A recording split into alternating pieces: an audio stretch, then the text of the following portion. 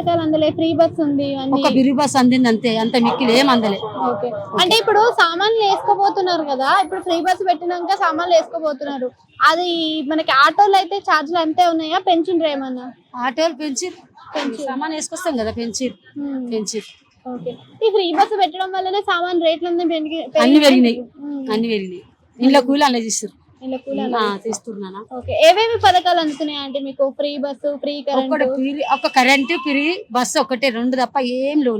సన్న బియ్యం కూడా వస్తున్నాయా అండి? ఏం సన్న బియ్యం ఆరా, నూకలు, పొట్టు, పురుగు, భుజ అంతా మంచిగా నీట్గా ఉంటున్నాయి. ఉంటలేవు అంటే వండట్లేదా మీరు? వండుతాం, తింటున్నాం. మరి లేని వాళ్ళు ఏం చేస్తాం రా.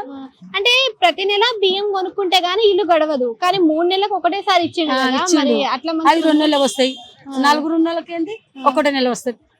1 నెల వస్తాయి, మళ్ళీ 3 నెలల దాకా బియ్యం రాబా. ఇప్పుడు ఈ బియ్యం పథకాలు కాకుండా ఇట్లా ఫ్రీగా పెట్టాలంటే ఏ పథకాలు ఫ్రీగా పెడితే మంచిగా ఉండేది? గ్యాస్ ఫ్రీగా అన్నాడు, ఇప్పుడు ఇది బస్సు ఫ్రీ అని బస్సు పెట్టిండు. కరెంట్ ఫ్రీ అని కరెంట్, అది కొంతమందికి 0 వచ్చిన వాళ్ళకి ఫ్రీ, రాని వాళ్ళకి ఫ్రీ లేదు, అది కూడా కొంతమందికి. ఈ బియ్యం ఫ్రీ, ఇంకా 3 వసూలు తప్ప ఏం లేవు. అంటే సర్వేలు కూడా చేసిండు కదా ఆంటీ, మరి సర్వేలు ఏం చేయలేము.